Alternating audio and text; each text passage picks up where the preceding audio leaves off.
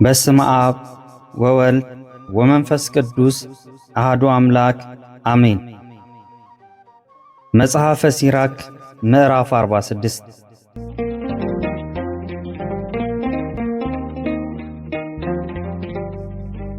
ኢያሱና ካሌብ። የነዌ ልጅ ኢያሱም በሰልፍ ውስጥ ጽኑ ነው። ከሙሴም ቀጥሎ ትንቢት ተናገረ፣ እንደ ስሙም ታላቅ ሆነ። እግዚአብሔር የመረጣቸውንም ከመከራ አዳናቸው፣ ለእስራኤል ምድራቸውን ያወርሳቸው ዘንድ ጠላቶቻቸውንም ተበቅሎ አጠፋ። እጁን ባነሳ ጊዜ በከተሞቻቸውም ላይ ጦሩን በወረወረ ጊዜ ከበረ። ከእርሱ አስቀድሞ እንደ እርሱ የሆነ ማን ነው?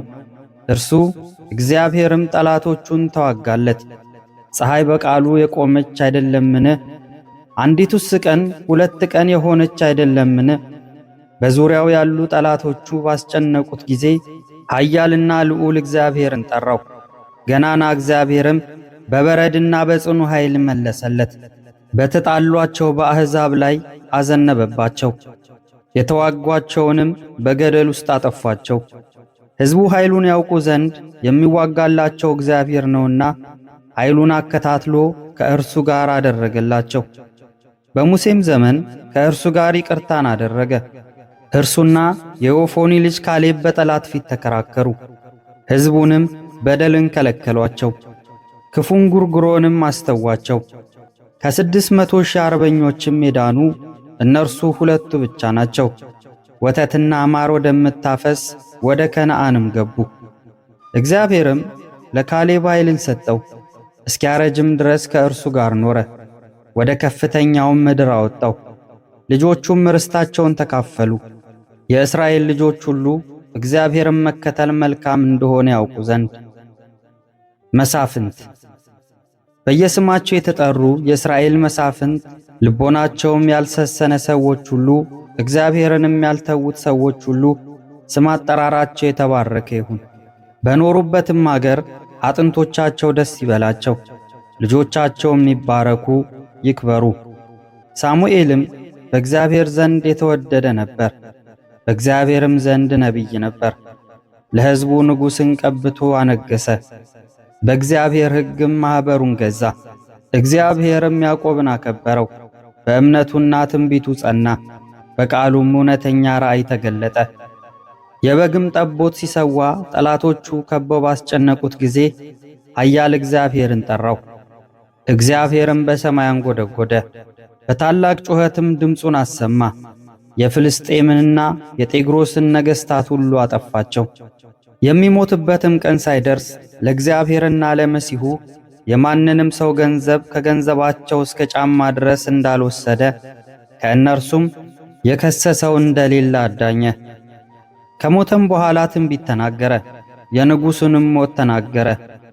ከምድርም ተነስቶ ቃሉን በትንቢት ከፍ አደረገ፣ የሕዝቡንም በደል አጠፋ።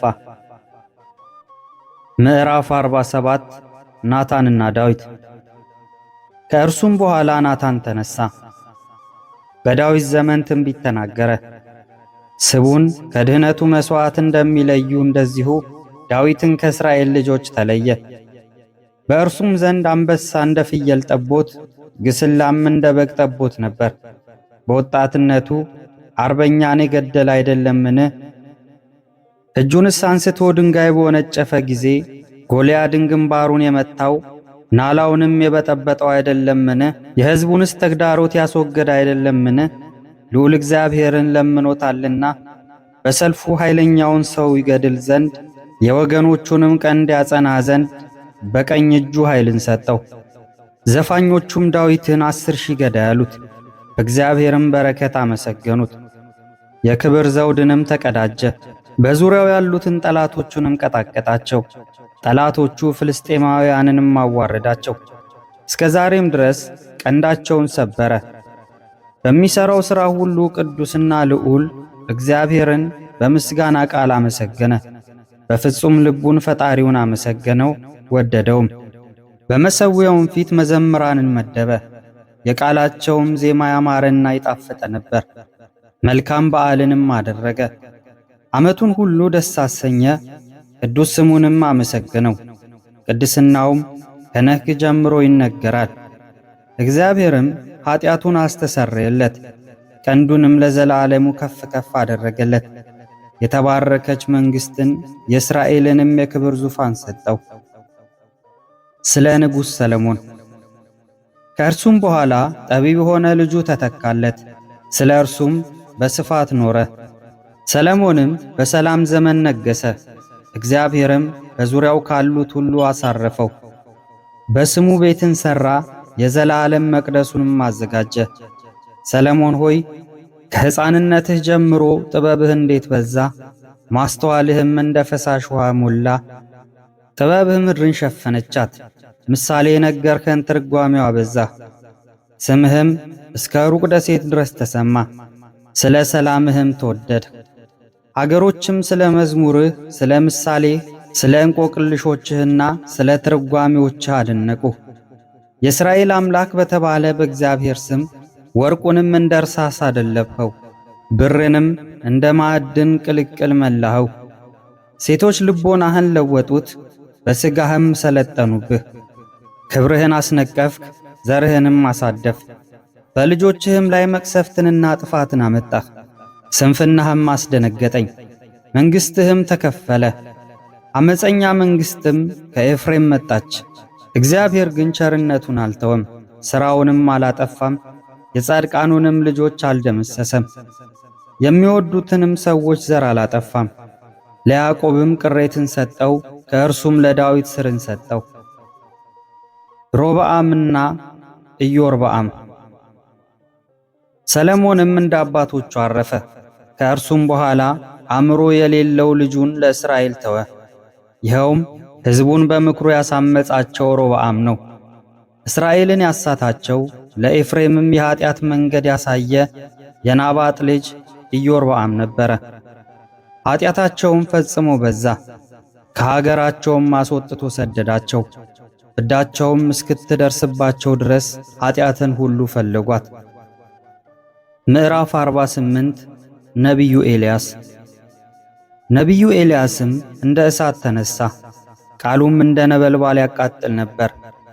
ረሃብንም አመጣባቸው፣ በቅንዓቱም አሳነሳቸው።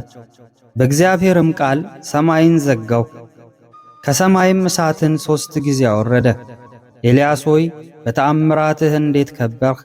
እንዳንተስ የተመካ ማን ነው? የልዑል ቃል ከሞቱ ሰዎች ለይቶ ሙትን ከመቃብር ያስነሳ ማን ነው? ነገሥታቱን ወደ ሞት የከበሩ ሰዎችንም ከአልጋቸው ያወረዳቸው ማን ነው? በሲና የእግዚአብሔርን ተግሣጽ በኮሬብም የበቀልን ፍርድ የሰማ ማን ነው? ይበቀሉ ዘንድ ነገሥታቱን ከእርሱም ቀጥሎ ይተኩ ዘንድ ነቢያትን ይቀባቸው ማን ነው? በእሳት ሰረገላና በእሳት ፈረስ ወደ ሰማይ የወጣ ማን ነው? መቅሰፍቱ ከመውረዱ አስቀድሞ የእግዚአብሔርንም ቁጣ ይመልስ ዘንድ የአባትንም ልብ ወደ ልጅ ይመልስ ዘንድ የያዕቆብንም ወገኖች ያጸናቸው ዘንድ በተወሰነ ዘመን የተጻፈለት ማን ነው? የሚያውቁህና በፍቅርህ ያጌጡ ሰዎች ብፁዓን ናቸው። እኛም ስለ አንተ በሕይወት እንኖራለን። ነቢዩ ኤልሳዕ። በእሳት ሰረገላ ወደ ላይ የወጣ ኤልያስ ነው። ከእርሱም መንፈስ የተመላ ኤልሳዕ ነበረ።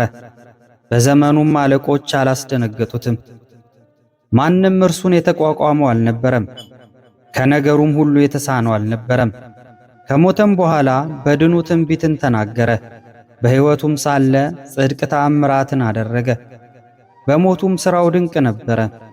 ከዚህም ሁሉ ጋር ሕዝቡ ንስሐ አልገቡም። ከሀገራቸውም ተማርከው እስኪሄዱ ድረስ ኀጢአታቸውንም አልተውም። በሀገሩም ሁሉ ተበተኑ። ከአሕዛቡም ጥቂት ሰዎች ቀሩ። ገዢም ከዳዊት ቤት ቀረ።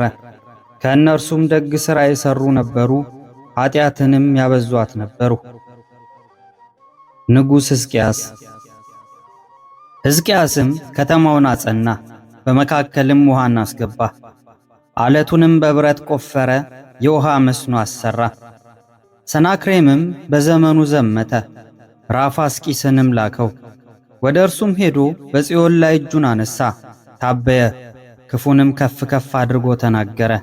ያን ጊዜም ልቦናቸው ደነገጠባቸው፣ እጃቸውም ዛለ፣ እንደምትወልድ ሴትም ምጥ ያዛቸው።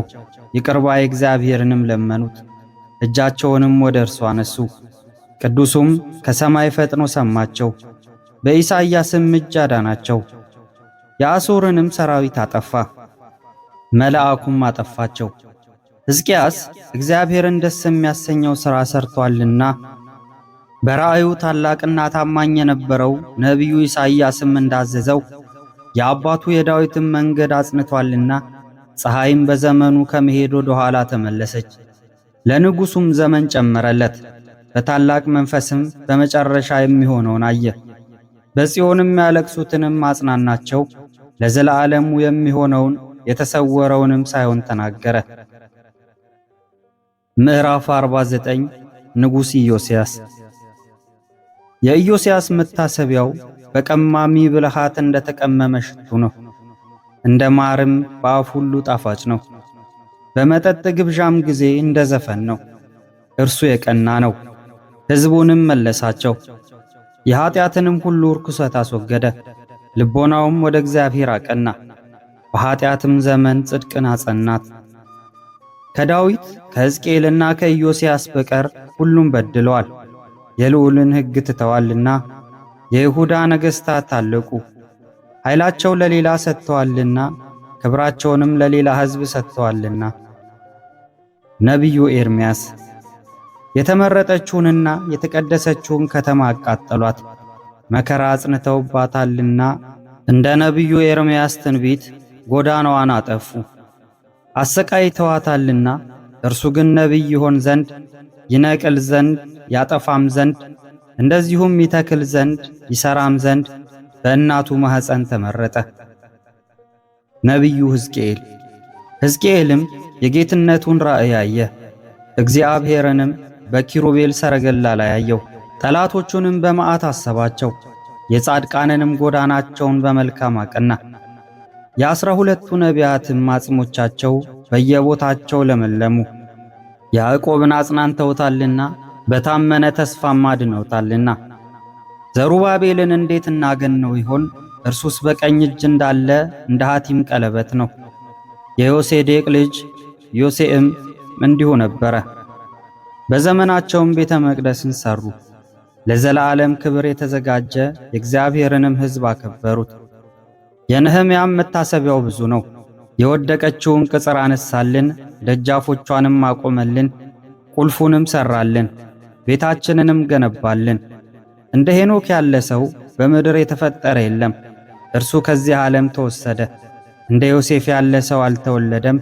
ለወንድሞቹ አለቃ ሆነ፣ ለሕዝቡም ኃይል ሆነ፣ ለአጽሞቹም ይቅርታን አገኘ። ሴምና ሴት ከሰው ይልቅ ከበሩ፣ አዳምም ከተፈጠረው ሕያው ፍጥረት ሁሉ ከበረ። ምዕራፍ 50 የኦንያ ልጅ ስምዖን። የኦንያ ልጅ ታላቁ ካህን ስምዖን በሕይወቱ ቤተ መቅደስን አደሰ፣ በዘመኑም ቤተ መቅደስን አጸና። እንዲሁም የቅጥሩን መሠረት እጥፍ አድርጎ ሠራ። ካህንም የሚለብሰውንም ቀጭን ልብስ ሠራ። በዘመኑም የውሃዎች ምንጮች አልጎደሉም፣ የጉድጓድም ውሃ ብዛት እንደ ባሕር ውሃ ነበር። ሕዝቡም እንዳይወድቁ ይጠነቀቅላቸው ነበር። ከተማዋንም ከጠላት ለመከላከል መሸገ። ከቤተ መቅደስ መጋረጃ በወጣ ጊዜም በሕዝቡ መካከል ተከበረ። በደመና ውስጥ እንደ አጥቢያ ኮከብና በምልአት ቀን እንደ ሙሉ ጨረቃ ነበረ። በልዑል መቅደስም ላይ እንደምታበራ ፀሐይ ነበረ። በብሩህ ደመናም ውስጥ ብርሃን እንደሚሰጥ ቀስተ ደመና ነበር። እንደ መጸወራት ጽጌረዳም ነበር። በውሃ መፍሰሻ አጠገብ እንደሚያፈራ አበባም ነበር። በመከርም ወራት እንደ ሊባኖስ ዛፍ ቅርንጫፍ ነበር። በጥና እሳት ላይ እንዳለ ነጭ ዕጣንም ነበር። ተመትቶ እንደተሠራ የወርቅ ዕቃም ነበር። በጌጥ ላይ እንዳለ የከበረ ዕንቁም ነበር። ፍሬዋ ብዙ እንደሆነ የዘይቱ እንጨት፣ ከደመና በታች እንደሚያድግ የዋንዛ ዛፍ ነበር። እርሱም የክብር ልብሱን በለበሰ ጊዜ፣ የመመኪያውንም ጌጥ በለበሰ ጊዜ፣ ወደ ተቀደሰውም መሠዊያ በመጣ ጊዜ በቅድስና ልብሱ ተከበረ። ከካህናቱም እጅ የመሥዋዕቱን ሥጋ ክፍል በተቀበለ ጊዜ በመሠዊያው አጠገብ ይቆም ነበር። ወንድሞቹም በዙሪያው ቆመው ይጋርዱት ነበር። እንደ ሊባኖስ ለጋ ዝግባና እንደ ዘንባባም ዛፍ ይከብቡት ነበር። እንዲሁም የአሮን ልጆች ሁሉ የክብር ልብሳቸውን ለብሰው የእግዚአብሔርን መባ በእጃቸው ይዘው በእስራኤል ማኅበር ሁሉ ፊት ይቆሙ ነበር። በመሠዊያውም ሥራቸውን ይፈጽሙ ነበር። ሁሉን የሚችል የልዑልንም መሥዋዕት ያዘጋጁ ነበር። የወይኑን ጽዋ ይዞ እጁን አነሣ፣ የወይኑን ዘለላ ደምም አፈሰሰ። ለንጉሠ ነገሥት ለልዑል በጎ መዓዛ አድርጎ በመሠዊያው እግር ስር ያፈስ ነበር።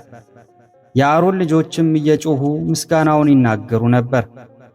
ተመትቶ የተሠራ የብር መለከትንም ይነፉ ነበር። በልዑልም ፊት ማሳሰቢያ ሊሆን ቃላቸውን ያሰሙ ነበር። ያን ጊዜም ሕዝቡ ሁሉ በአንድነት ያርፉ ነበር፣ በምድር ላይም በግንባራቸው ይሰግዱ ነበር። ሁሉን ለሚገዛ ለልዑል እግዚአብሔርም ምስጋና ያቀርቡ ነበር። መዘምራኑም በቃላቸው ያመሰግኑት ነበር። የዜማቸውም ድምፅ ቤቱን ያስተጋባ ነበር። ሕዝቡም ወደ ልዑል እግዚአብሔር ይጸልዩ ነበር። በእግዚአብሔር ሕግ ጸንተው ሥርዓቱን እስኪጨርሱ ድረስ ይቅር በሚል በእግዚአብሔር ፊት ይለምኑ ነበር፣ ሥርዓቱንም ያከናውኑ ነበር። ከዚህም በኋላ እርሱ ወርዶ የእግዚአብሔርን በረከት በአንደበቱ ይሰጣቸው ዘንድ በስሙ የሚመኩ ዘንድ በእስራኤል ልጆች ማኅበር ሁሉ ላይ እጁን አነሣ። የልዑልንም በረከት ይቀበሉ ዘንድ ዳግመኛ ሰገዱ። አሁንም በሁሉ ቦታ ብዙ ተአምራት የሚያደርገውን ከእናታችን ማኅፀን ጀምሮ ዘመናችንንም የሚያረዝመውን እንደ ቸርነቱም ይቅርታውን የሚያደርግልንን የሁሉ ፈጣሪ አመስግኑት። የልቦና ደስታንም ይሰጣል፣ በዘመናችንም ሰላም ያደርጋል። ለእስራኤልም ለዘላለም በቸርነቱ ከእኛ ጋር የታመነ ነው፣ በዘመናችንም አዳነን። ሰውነቴ ሁለት ወገኖችን ጠላች፣ ሦስተኛው ግን ሕዝብ አይደለም። እነዚህም በሰማርያና በፍልስጤም ተራራ የሚኖሩ በሰቂማ የሚኖሩ የአሞሬውን ሰዎች ናቸው። ጥበብን ከልቡ ያነቃት የኢየሩሳሌም ሰው የሲራክ የአልዓዛር ልጅ እኔ ኢያሱ የጥበብንና የምክርን ትምህርት በዚህ መጽሐፍ ጻፍ። ይህን እንደዚህ የሚያደርግ በዚህም የሚራቀቅ ብፁዕ ነው። ይህንንም በልቡ የሚጠብቀው ጠቢብ ይሆናል። ይህንንም የሚያደርግ ሁሉን ይችላል፣ የእግዚአብሔር ብርሃን ይመራዋልና። ምዕራፍ 51 የሲራክ ልጅ የኢያሱ ጸሎት። አቤቱ ንጉሥ ሆይ እገዛልሃለሁ። አቤቱ አምላኬና መድኃኒቴ አመሰግንሃለሁ፣ በስምህም እታመናለሁ። ረድተኸኛልና ሰውረኸኝማልና ሰውነቴንም ከሞት አድነኸዋልና ከአንደበት የነገር ሥራ ሁሉ ወጥመድም አድነኸኛልና ሐሰትንም ከሚሠሯት ከብዙ ሰዎች ምላስ አድነኸኛልና በጠላትነት ከተነሱብኝ ሰዎች ፊት የምትረዳኝ የምትሰውረኝ ሆነሃልና እንደ ቸርነትህ ብዛት መጠን ስለ ስምህ አዳንኸኝ። ይበሉ ዘንድ ያዘጋጁትን እንደሚያመሰኩ እንደዚሁ ባገኘችኝ መከራዬ ብዛት ሰውነቴን ፈለግኳት።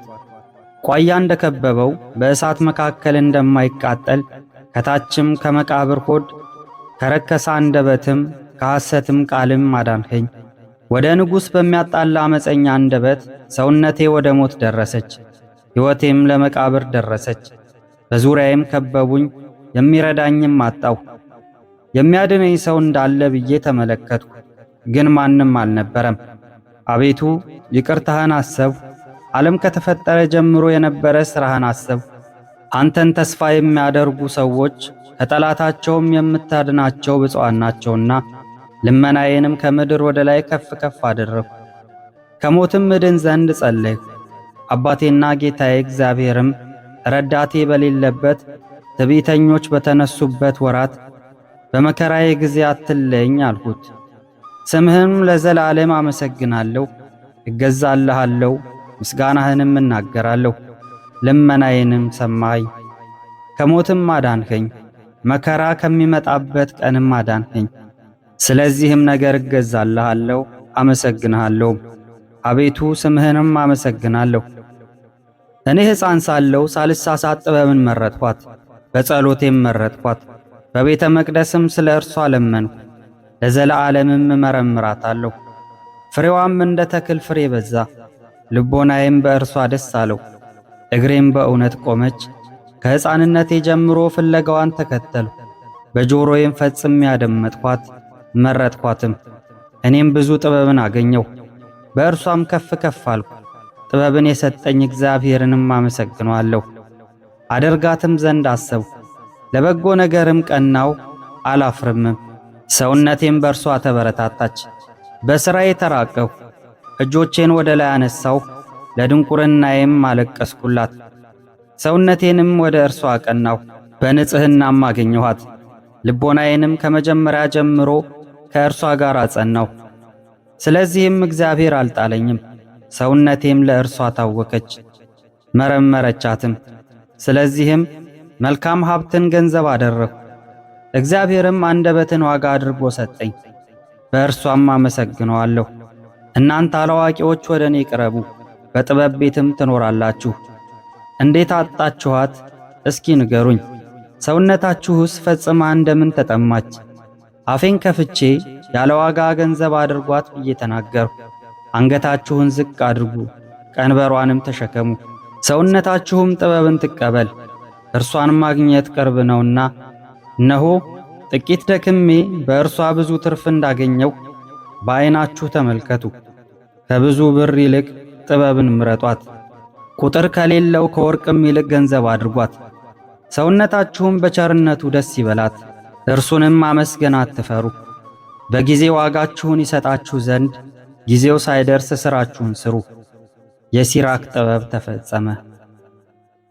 ስለ ቃሉ የአምላካችን የልዑል እግዚአብሔር ስሙ ከአጽናፈ ዓለም እስከ አጽናፈ ዓለም የከበረና የተመሰገነ ይሁን። ምስጋና ይሁን አንድ አምላክ ለሆነ ለአብ ለወልድ ለመንፈስ ቅዱስ ዛሬም ዘወትርም ለዘላለሙ አሜን። ውድ የአሌክስ ቲዩብ ተከታታዮች እንደምን አላችሁ? ለተከታታይ 10 ክፍል ይዤላችሁ ስቀርብ የነበረው መጽሐፈ ሲራክ በምዕራፍ 51 በዚህ መልኩ ተጠናቋል ማለት ነው። በቀጣይ በሌሎች ስራዎች የምንገናኝ ይሆናል። እናንተም ቪዲዮዎቹን ላይክ፣ ለሌሎች እንዲደርስ ሼር፣ ሐሳብ አስተያየታችሁን ደግሞ እንዲሁ ኮሜንት እንድታደርጉልኝ በልዑል እግዚአብሔር ስም እጠይቃለሁ። ይቆየን።